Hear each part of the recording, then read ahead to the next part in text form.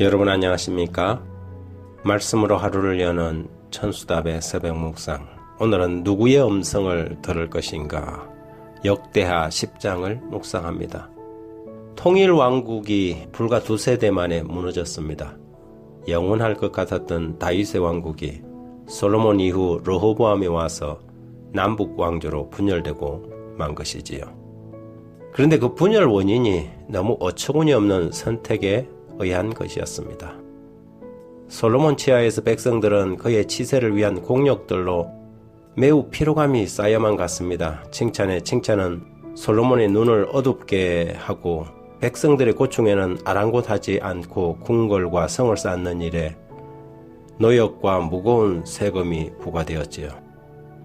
때론 이런 상황에서 정권에 대한 불만이 쏟아져 나왔고 그 가운데 여로보암이 있었습니다. 솔로몬 때는 왕권이 워낙 강해 반발하지 못했지만 솔로몬이 죽고 르호보암이 그 보위에 앉기 전에는 불완전한 권력 이양의 시기였지요. 10장 3절 4절에 보면 무리가 사람을 보내어 그를 불렀더라. 여로보암과 온 이스라엘이 와서 르호보암에게 말하여 이르되 왕의 아버지께서 우리의 멍에를 무겁게 하였으나 왕은 이제 왕의 아버지께서 우리에게 시킨 고역과 매운 무거운 멍에를 가볍게 하소서. 그리하면 우리가 왕을 섬기겠나이다. 왕은 3일의 말미를 달라고 요청한 후에 3일 후에 다시 오도록 명령했습니다. 그리고 이 3일 동안 그는 자신의 조언자들에게 의견을 들을 것이었지요.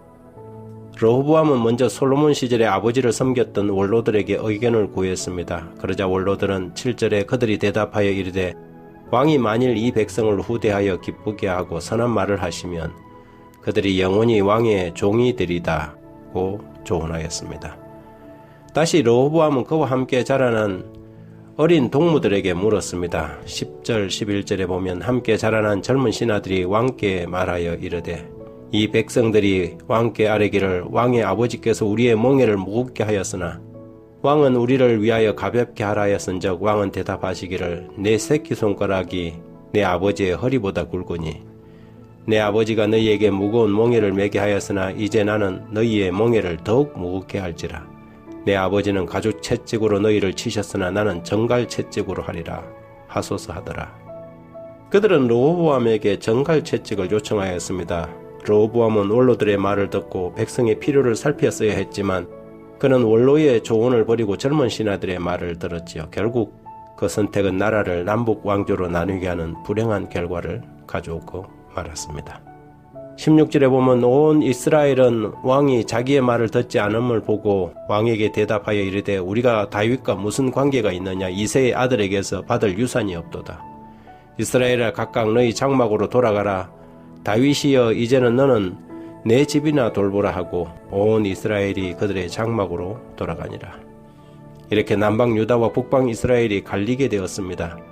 만일 르호보암이 원로의 이야기를 귀담아 듣고 하나님께 충성하였더라면 이스라엘 왕국은 오랫동안 이방 나라들 가운데 존경과 우러러봄을 받았을 것입니다. 그러나 르호보암은 들어야 할 조언을 거절하고 듣지 말아야 할 이야기에 귀를 기울였지요. 어떤 음성에 귀를 기울이느냐에 따라서 한 나라의 운명이 갈리게 된 것입니다. 마찬가지로 우리의 삶도 그렇지요.